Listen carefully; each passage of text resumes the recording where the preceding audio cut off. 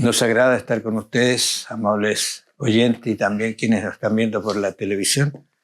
En este su programa Diálogo Bíblico vamos ahora a enfocarnos en una segunda parte de lo que es la instrucción que Jesús da a sus discípulos después de haber Pedro reventado, y decir así, y dicho: tú eres el Cristo, el Hijo del Dios viviente. Cristo empieza a hablarles a ellos acerca de su ministerio, su caminar hacia el Calvario. Así que de eso vamos a conversar, y un tema muy importante acerca ya sea del matrimonio, los hijos, que Jesús aborda en esta oportunidad. Muy bienvenidos. Gracias por estar en su programa Diálogo Bíblico. Bienvenido, pastor. Gracias, está? Raúl, por la bienvenida. Nuevamente estamos acá con los auditores. Agradecemos mucho el hecho de que ustedes puedan compartir con nosotros el Evangelio, también llevarlo a otras personas. Estos son comentarios directamente de la palabra de Dios, sobre todo de la vida de Cristo. Son hechos importantísimos. Y en esta semana nosotros vamos a tratar una parte de esta gran lección, lo que Jesús enseña acerca del matrimonio y acerca del divorcio. Allí vino una persona a hacerle una gran pregunta respecto acerca si es lícito al marido repudiar a su mujer. Quizás como introducción mencionar que esto era permitido según la ley de Moisés.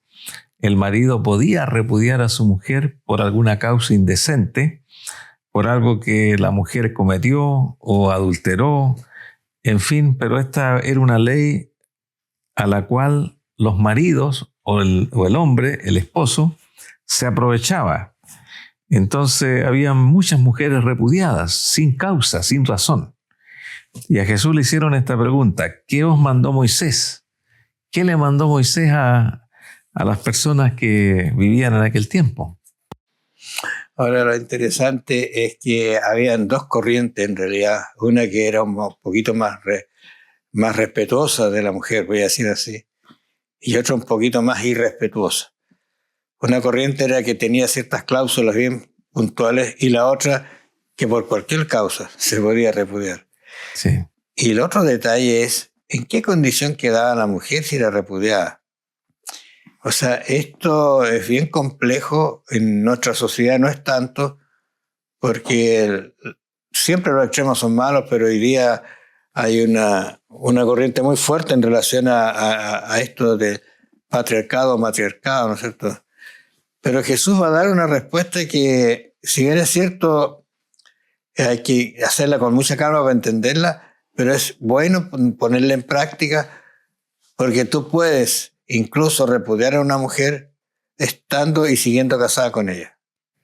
Efectivamente. Lo que se llama el ataque psicológico. Claro, una guerra fría. Guerra fría que no se va. Claro, efectivamente aquí Jesucristo dice: Moisés permitió dar carta de divorcio y repudiarla. Eso está en el Antiguo Testamento. Está allí en los libros de Moisés. Y respondiendo Jesús les dijo: por la dureza de vuestro corazón os escribió este mandamiento. Pero al principio de la creación, varón y hembra los hizo Dios. Esto me llamó la atención, Raúl, la dureza del corazón. Porque en los matrimonios existen muchas razones que las personas a veces las lleva a la separación. Hay razones, a lo mejor de mucho peso. Sin embargo, aquí nos da a entender Jesucristo que si tuviésemos un corazón blando, tuviésemos nosotros comprensión y tuviésemos esa capacidad de perdonar, esa capacidad de tolerancia, habría muchos matrimonios que no se separarían, porque serían corazones blandos. Pero el corazón duro, tajante, obstinado, a veces no permite el llevar a una relación de perdón, de reconciliación y de volver a empezar. Entonces acá Jesucristo da a entender que muchos de los judíos hacían esto. Eran duros de corazón y daban estas cartas a sus mujeres. Estas mujeres repudiadas quedaban en ese estado. Incluso muchas de ellas nunca más se volvían a casar.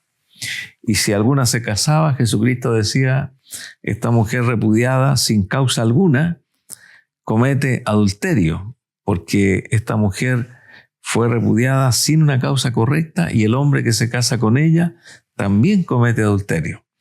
Es un tema muy complicado que hay que analizar, que hay que cuidar, pero Jesús tiene una posición que es la posición bíblica, la cual no cambia.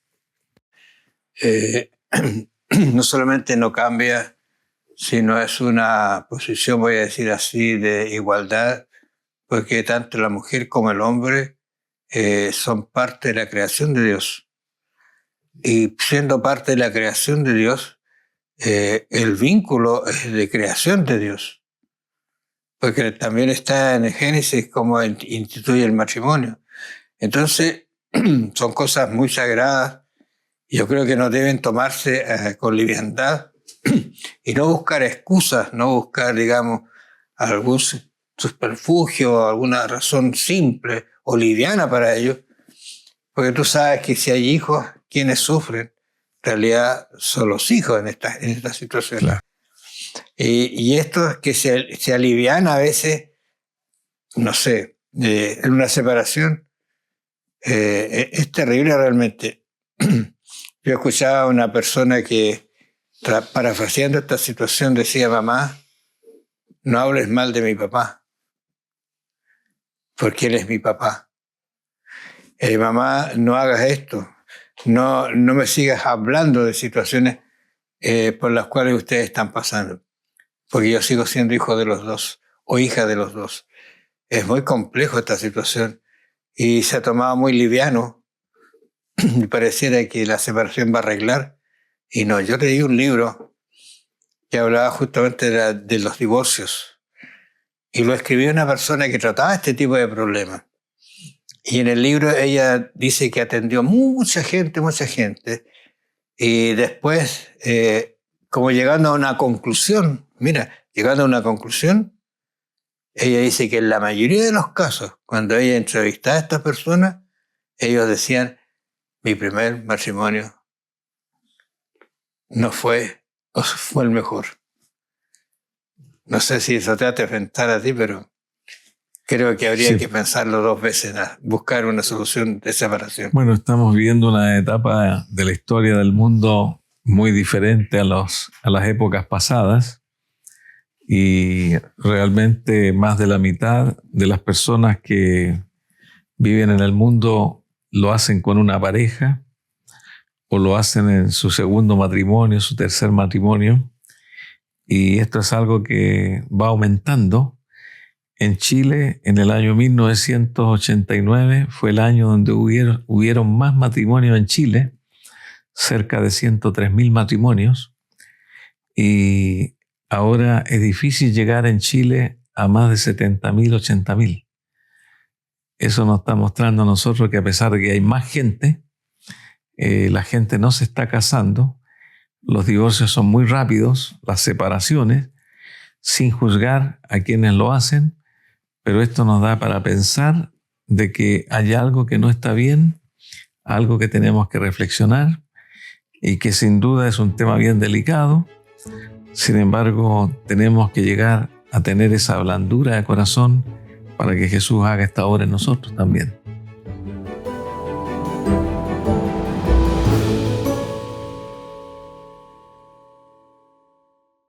En la instrucción que Jesús está dando a sus discípulos va a aparecer una situación relacionada con los niños y también con la inversión que uno debe tener, donde poner su inversión. En relación a los niños, yo no sé, yo estuve leyendo en relación a esta situación que los niños varones eran muy bienvenidos, pero también había mucha mortandad. Así que las madres amaban mucho cuando tenían hijos, pero cuando había mujeres era terrible como miraban a los niños de mujeres. Entonces, si una madre vino a Jesús, venía con un sentimiento encontrado. Mira, he tenido el privilegio de tener un hijo y presentarlo a Jesús era una cosa realmente extraordinaria. ¿Por qué los discípulos, te pregunto, Luis, sacaron a esas mujeres o intentaron sacar a esas mujeres del entorno de Jesús? Porque yo lo entiendo que lo trataron de sacar porque Jesús va a responder de una manera media extraña, ¿no es cierto? Claro, bueno, Jesucristo hablaba muchas cosas importantes y el concepto que los apóstoles tenían era que los niños realmente no entendían y que los niños estaban allí junto con sus madres, eran inquietos, desordenados, y las madres se acercaban a Jesús para que los bendijese, y los apóstoles tenían el pensamiento de que eso podía esperar o que no era tan importante.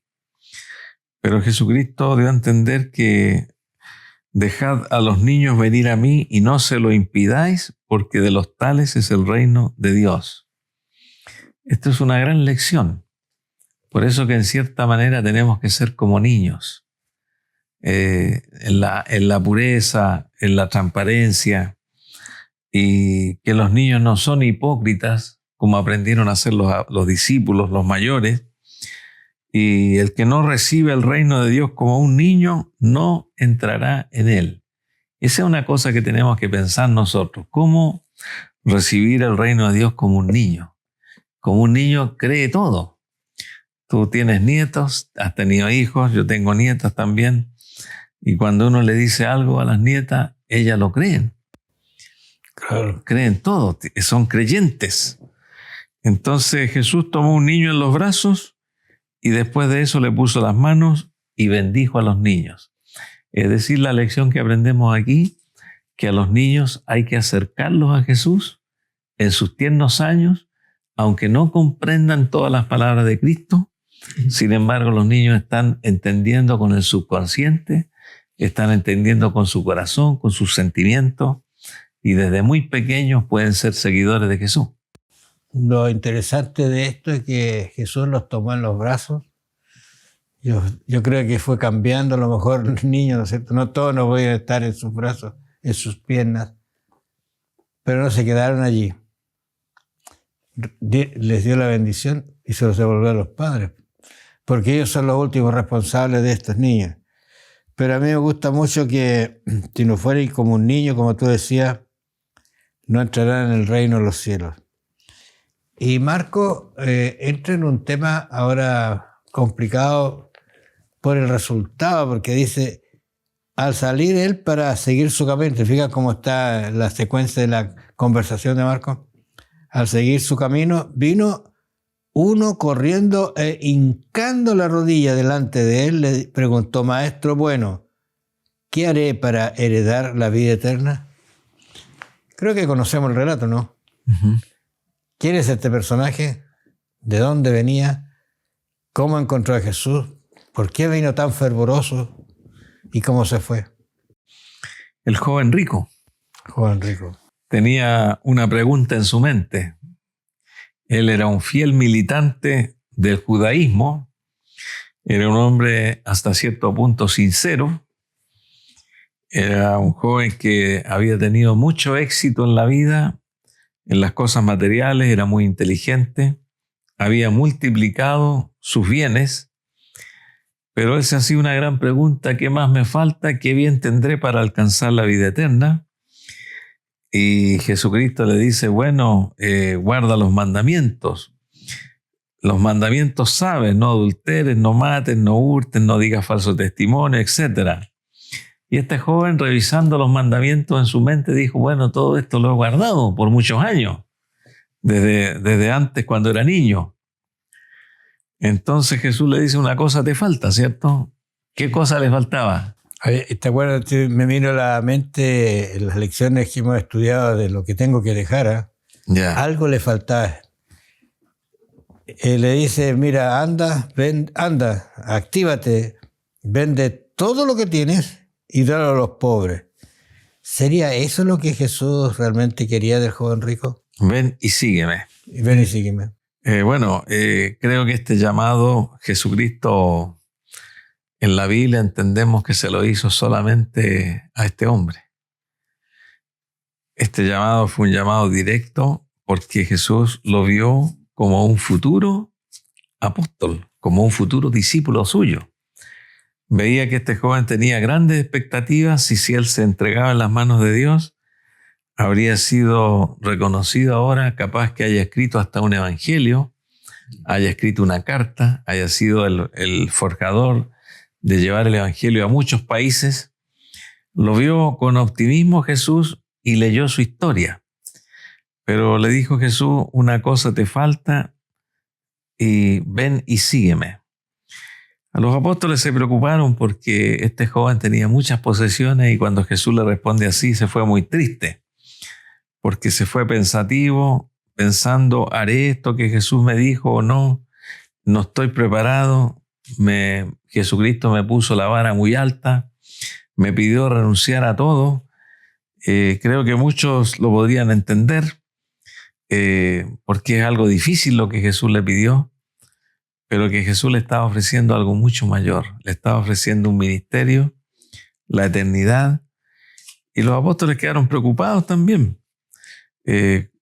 Cuán difícil entrarán en el reino de Dios los que tienen riquezas. Eso dijo Jesús mirando alrededor. Los apóstoles preocupados y más preocupados todavía dijeron, bueno, ¿quién podrá ser salvo entonces? Yo creo que es una pregunta que uno se puede hacer también. Porque aquí uno mirándolo así fríamente es una petición muy abarcante, porque mira, si yo vendo todo, ¿qué me queda? ¿De qué vivo? Yo tengo familia, que son a veces las situaciones que se presentan. Tengo que educar a mis hijos, se lo entrego todo y se lo doy a los pobres quedan ricos y yo quedo pobre. El problema no era ese, el problema era que eso le estaba impidiendo seguir a Jesús. Yo estoy pensando que si él hubiese dicho, Señor, lo hago. ¿Te acuerdas tú cuando Mateo estaba, no Mateo, sino mayormente Zaqueo, ¿te acuerdas tú? Dice que devolvió todo lo que había hurtado. Y si a alguno todavía hay por allí, dijo, voy a darle más de lo que le saqué, le robé. O sea, ¿te fijas tú? Ahora yo no sé si alguien le dijo, oye, ¿te acuerdas cuando pasé el otro día? Tenía que pagar una y me sacaste 2. Ya, sí. Aquí está, 4 veces. ¿Te fijas? Esa era la actitud. Era la actitud que tenía que haber tenido. Pero no que Jesús tuviera dicho, ahora quiero que seas un pobre. No. Sí, los apóstoles lo dejaron todo, decía Pedro. Nosotros lo hemos dejado todo. Nuestras barcas, nuestras redes, nuestro trabajo. ¿Qué pues tendremos?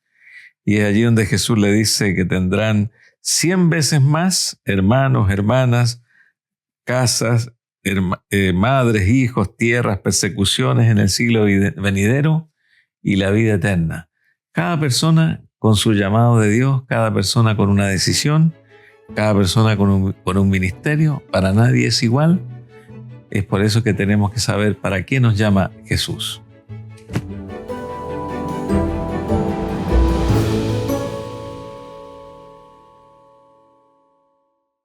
Interesante que mientras vamos viendo, Jesús ya está dejando las otras ciudades y se está encaminando a Jerusalén, decididamente a Jerusalén, a cumplir su misión, la última parte de la misión.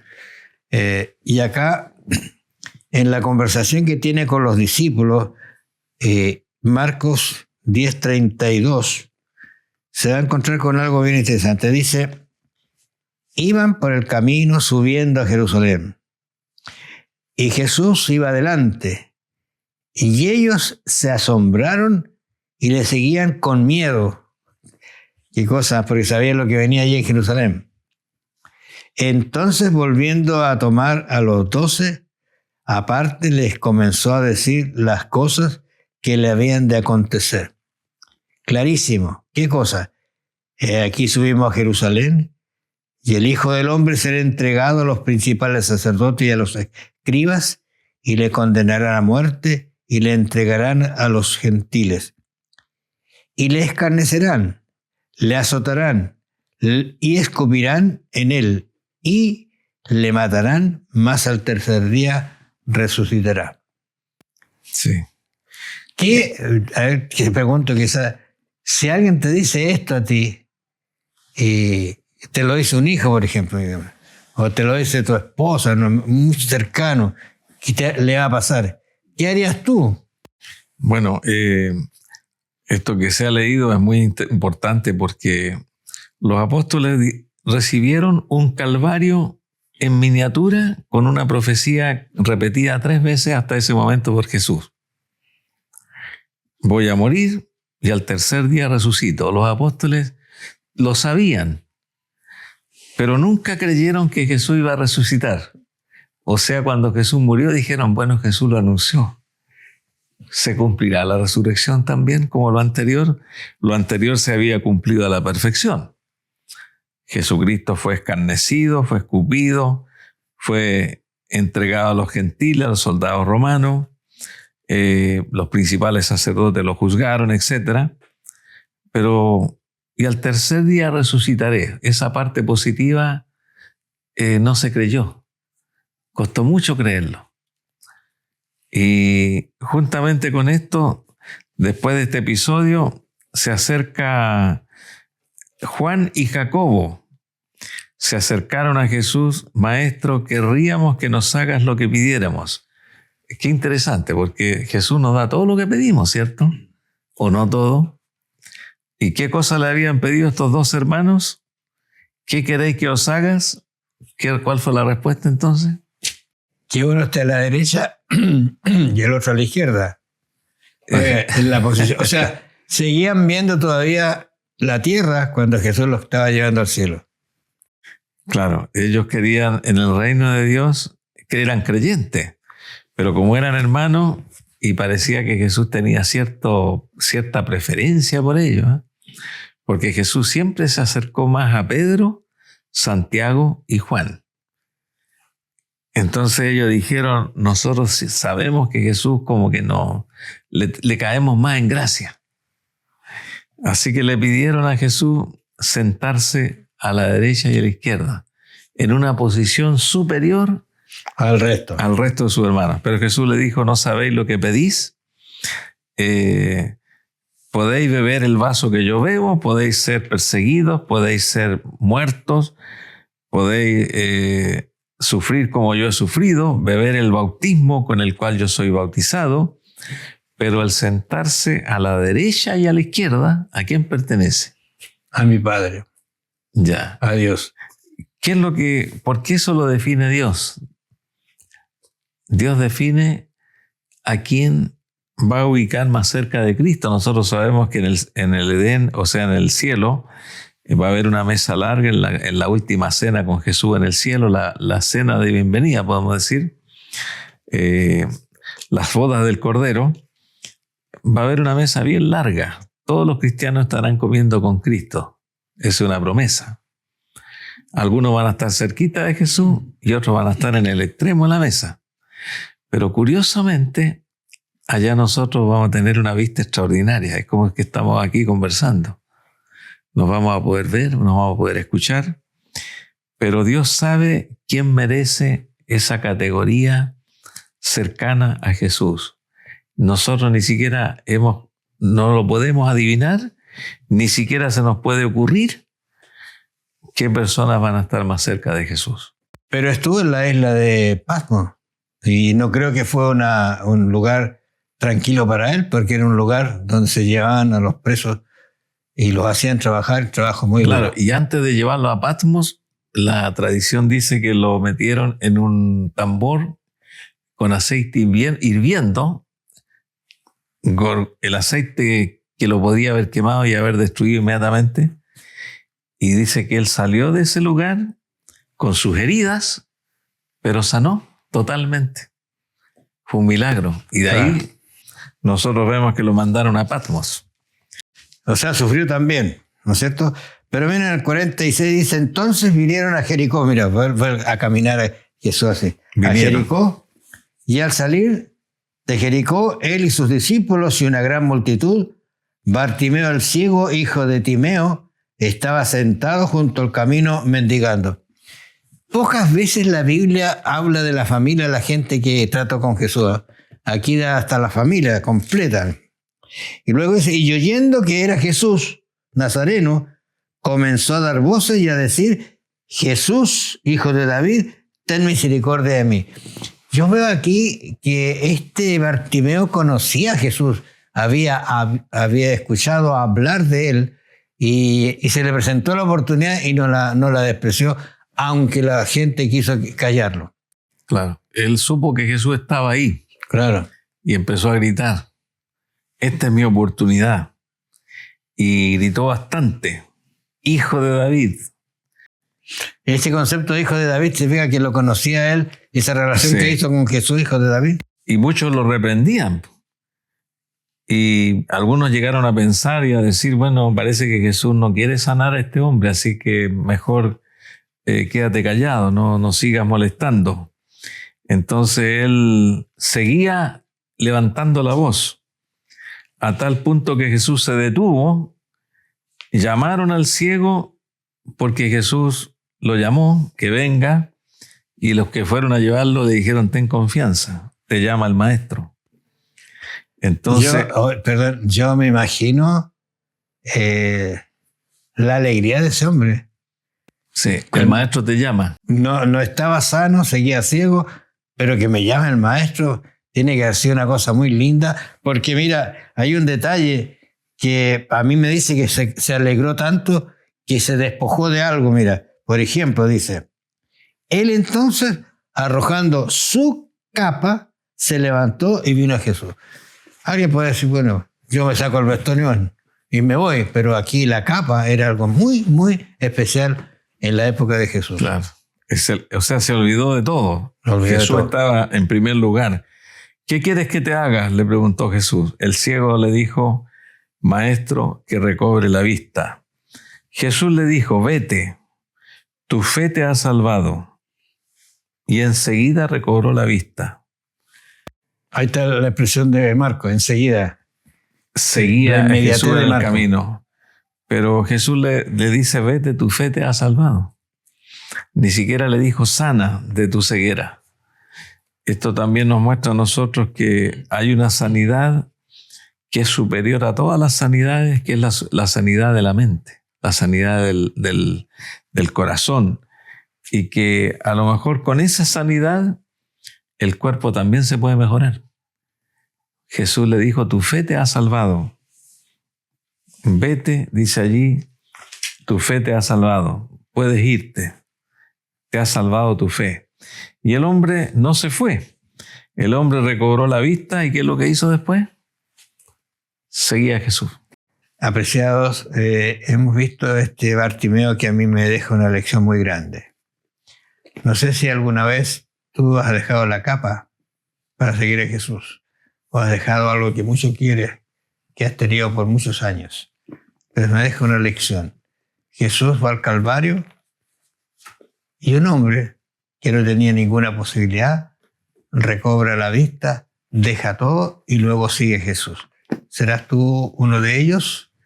Bueno, lindas lecciones que nos está dejando Marcos. El Señor los bendiga. Vamos a encontrarnos la próxima semana.